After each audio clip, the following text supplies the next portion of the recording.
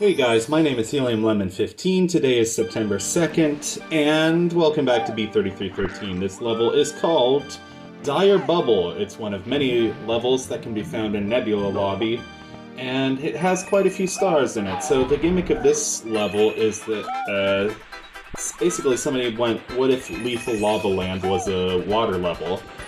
And so they combined Lethal Lava Land with Dire Docks, and also the music is a combination of Dire Docks in minor, but with the Lethal Lava Land melody.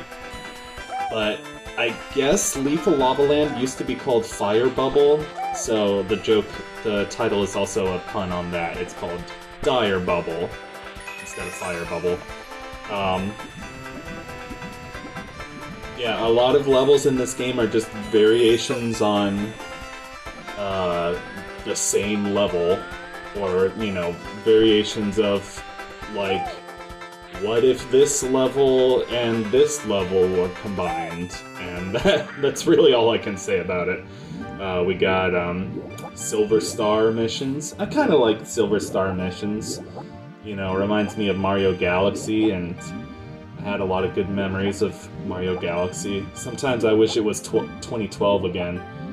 I also don't, because 2012 sucked for me. I hated school back then and I was bullied a lot, but I mean, I was also younger back then and didn't have to worry about being an adult, and I could play, I don't know, whatever the fuck games I was playing back then. Ocarina of Time, Lost Winds, Mario 64, Majora's Mask, Paper Mario, Kirby's Dream Land 3, Mario Galaxy, Wii Sports Resort, all the classics. Those are the, I don't know. Anyway, today is, like I said, September 2nd. I have not recorded this game in a while. I guess I'm just out of practice at doing live commentary. But it has been nice to do live commentary for this game because I get to talk about, oh, you know, here's this platforming trick that I didn't think I was able to pull off, and then I was, or this is explaining all the multiple lobbies of the castle. Like, oh, this is Nebula Lobby, this is Parallel Lobby, this is fabricated something or other. I don't even know why it's called fabricated, or how many fabricated areas there are in this game. This game is so confusing. It's psychological horror in that it's confusing to remember what the hell everything is actually called. It's less about jump scares and more about, good God, how big is this game? How big is this game? It's bigger than the state of Texas! Oh my god. Well, you know, at least we can stop at a Buc-ee's. No, actually, my family and I, we went to Missouri a couple weeks ago. It was really hot, and we were all sick. But apart from that, we had a pretty okay time. We were in Branson, which is, I describe, it's basically a big, giant tourist trap for people who like John Wayne. And it's a fucking fever dream. Oh my god, even more of a fever dream than this game. No, I'm kidding. But yeah, that's how I describe Branson, Missouri, and I refuse to elaborate. But then, when finally we got to leave Branson, we, I think, went towards Springfield, Missouri, and then from Springfield back to St. Louis. And then, you know, St. Louis is where we caught our flight back to the East Coast, back to civilization. No, I'm kidding. St. Louis is fine. Springfield is actually fine, too. You know, living in Springfield would be worse than nothing. But I finally went to a Buc-ee's, because Buc-ee's are very rare on the East Coast, especially in the Northeast. Like, Like, I think the closest Buc-ee's to me is in, like, fucking Tennessee or West Virginia or some shit, but... I don't know what I was expecting of Buc-ee's, and part of me was a little bit disappointed because I found it very, like, sterile. It's just like a big gas station, but I don't know what I expected. I expected almost for it to feel more like a Cracker Barrel, or like more homey, like more comforting, and like instead it just felt like, you know, like a fucking Walmart or something. And I don't know why I keep saying fucking, but it's like the new what are those words called? Like thinking words? Like words that you say when you don't know what to say, when you are thinking, when you're trying to buy yourself time to think. And like those motivational speakers are like, oh, I'm gonna teach you how to sound confident when you talk. You need to stop saying all the time and like when you speak, because I'm Strong Dad and I'm your motivational speaking coach or something. This level is Curly's Fire Bubble, and I think the painting looks funny. I'm not sure why the painting looks so funny to me. I think it must be the old design of the bullies. They have one horn instead of two, and I just think it looks stupid. I spent a lot of time on the first star just, like, messing up and falling into the lava. Oh, and this lobby is called, Parallel Lobby. It's one of my favorite lobbies in the game because, it feels the most like a dream, but like a happy dream, you know? A dream you feel sad when you wake up from it, because it's like, oh man, I wish that were real.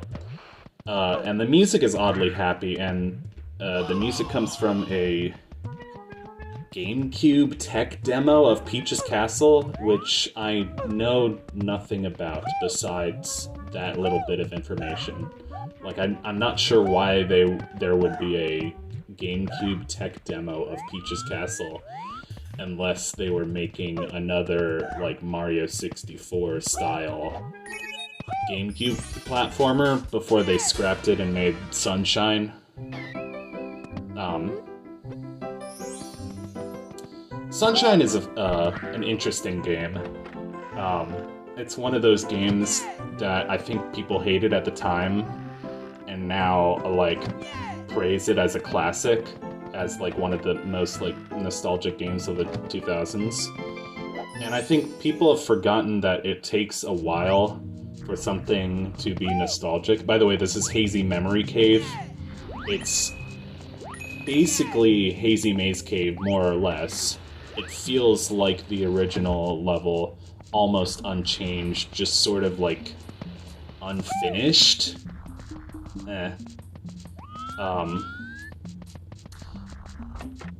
But, like, I feel like people are quick to criticize games when they try to do something different. And a lot of the times they're criticizing the game for no reason other than, like, oh, this doesn't live up to my nostalgia. But you can't have nostalgia for something that just came out.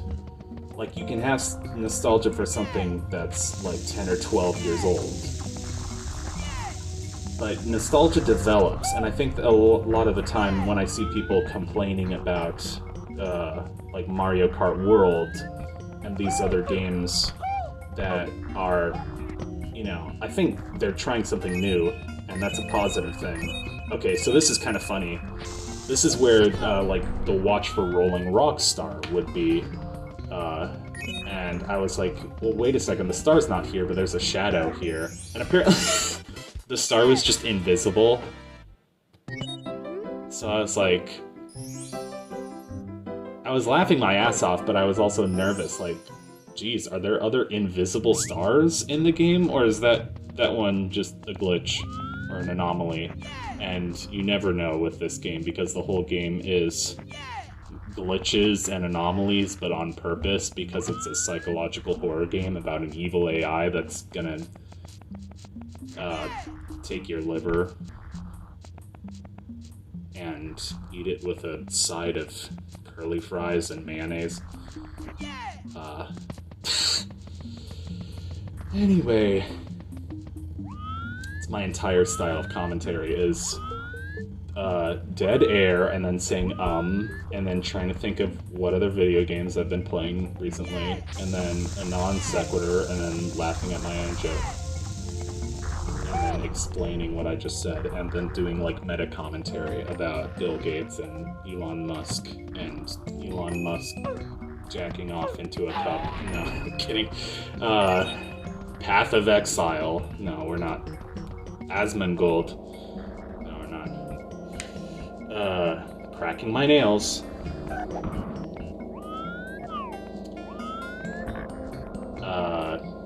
I've been playing the remake of Off. I played Off for the first time 4 years ago. Yeah, 4 years ago.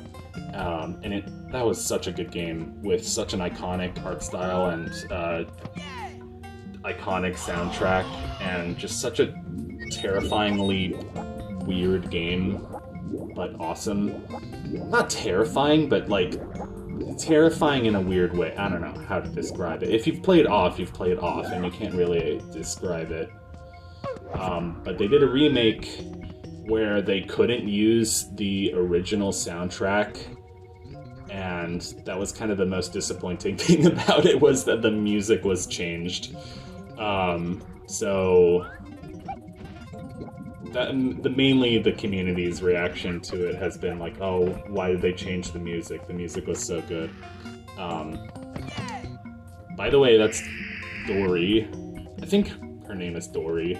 I couldn't figure out how the fuck to control her, but eventually I just got lucky and jumped over to the platform, and there's a star. So that's 4 out of the 5 stars. 3 out of the 5, and then we're about to get the 4th one in Hazy Memory Cave. And the one I missed was the one that I tried getting but it fell into the pit. I was just looking through the comments on some of my old Fluidity videos, and I'm like, Fluidity? I did Fluidity like 4 or 5 years ago, so I can't remember everything I did in that playthrough, and I was like, I felt bad because somebody they pointed out that the number of puzzle pieces that I had collected was inconsistent, and I was like, well, I did that playthrough like 4 years ago, man, and recorded all the footage on like my dad's computer, and I am probably not going to be able to figure out what I did wrong. Nice earthquake glitch, I love that.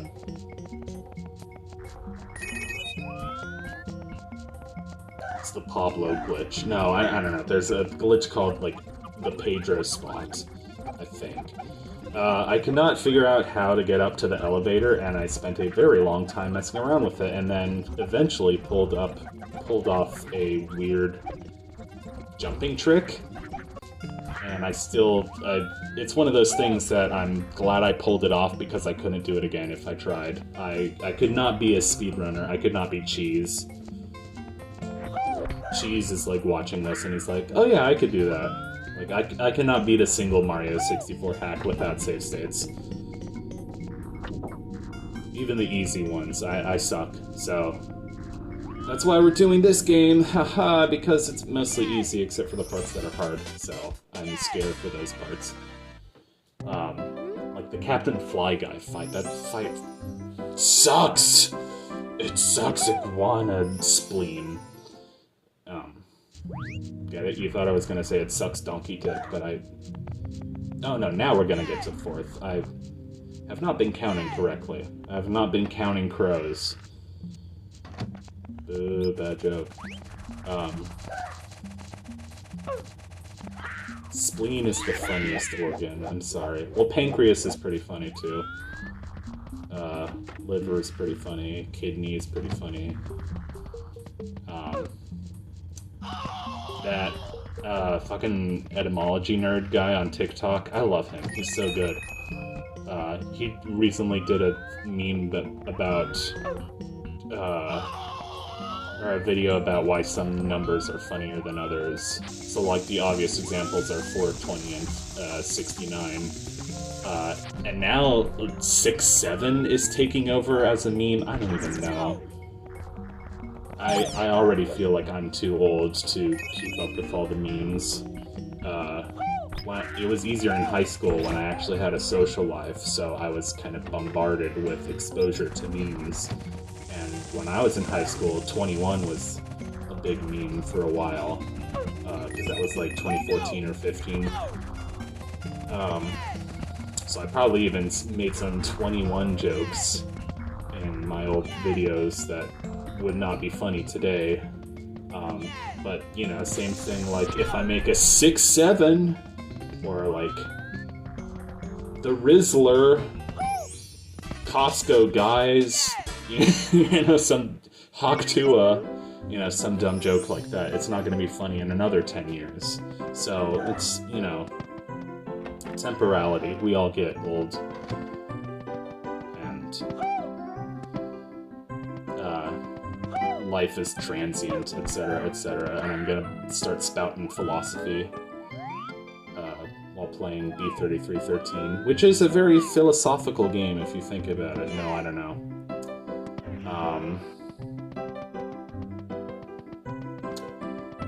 There is some drama in the community, and I know there's less than a minute left of this video, so I won't be able to go into it. Not that there's much I want to go into, it just, like, it turns out the creator of this game actually is not such a great guy, and he was really mean to the team of developers that worked on the game, but some of the developers were also kind of weird people, too.